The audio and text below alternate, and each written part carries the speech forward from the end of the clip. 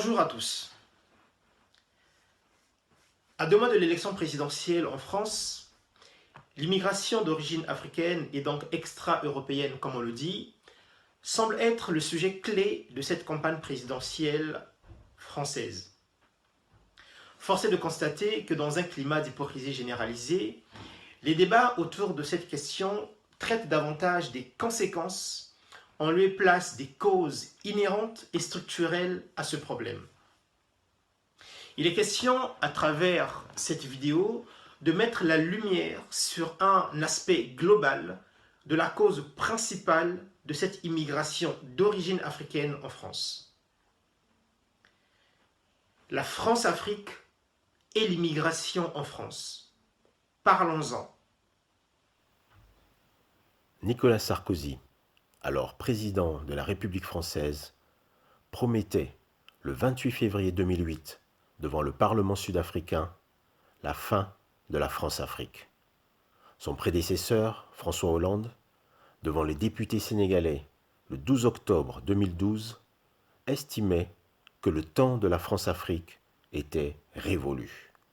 Quand 5 ans après, Emmanuel Macron, alors candidat à l'élection présidentielle de 2017 et actuel président de la République française, déclarait dans son discours du 1er avril 2017 à Marseille vouloir sortir de la France-Afrique. 3 présidents de la République française avec un discours sur l'existence d'un système de prédation, dont les Français et Françaises, sans doute victimes d'une désinformation stratégique, ignorent encore les contours et la gravité des conséquences de ce système. Alors qu'à chaque présidentielle, votre responsabilité est engagée sur ce sujet. L'immigration d'origine africaine en France a une cause principale. Et cette cause, c'est la France-Afrique. Mais alors, c'est quoi la France-Afrique dont parlent Nicolas Sarkozy, François Hollande et Emmanuel Macron, actuel président de la République française? La France-Afrique, c'est le Front des colonies françaises d'Afrique, appelé franc CFA, un système de répression et de prédation politique et économique en Afrique francophone et dans les Comores. La France-Afrique, ce sont les bases d'occupation militaire française en Afrique à travers les accords de défense validés et renouvelés systématiquement par les chefs d'État d'Afrique francophone à la solde des élites françaises. La France-Afrique, c'est le soutien de la France aux dictatures france-africaines à la tête des États d'Afrique francophone pour la défense des intérêts de la France du pouvoir. La France-Afrique, c'est l'aide publique au développement, un mécanisme qui s'est savamment mué en aide publique au sous-développement durant ces 60 dernières années.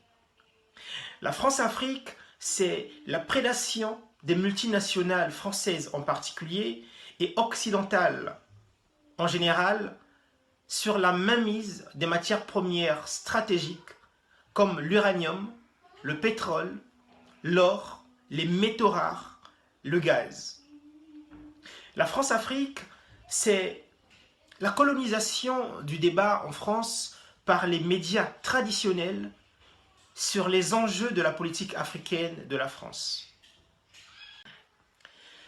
Alors, que faire face à une telle évidence de mensonge, de trahison, de manipulation, de volonté d'occulter certaines réalités?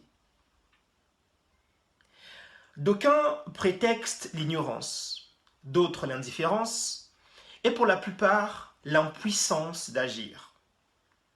Mais pour notre bien à tous, nous pouvons agir sur les causes de cette immigration à somme négative et de ses conséquences en France comme en Afrique. À condition, bien sûr, que nous nous désolidarisons de l'hypocrisie, de la manipulation, du cynisme et des mensonges de cette élite politique france-africaine. Cela implique que nous soyons citoyens de la diaspora africaine, Français d'origine africaine et des Outre-mer, de prendre nos responsabilités avant qu'il ne soit trop tard. C'est pourquoi, pour cette présidentielle 2022, nous pouvons agir à travers le vote solidariste. Mais bien au-delà, impulser une dynamique citoyenne pour une nouvelle offre politique et économique qui fasse coexister les intérêts communs de la France, l'Afrique et les départements et territoires d'outre-mer. Notre responsabilité est engagée. Nous avons le choix du devenir de la relation France-Afrique de demain.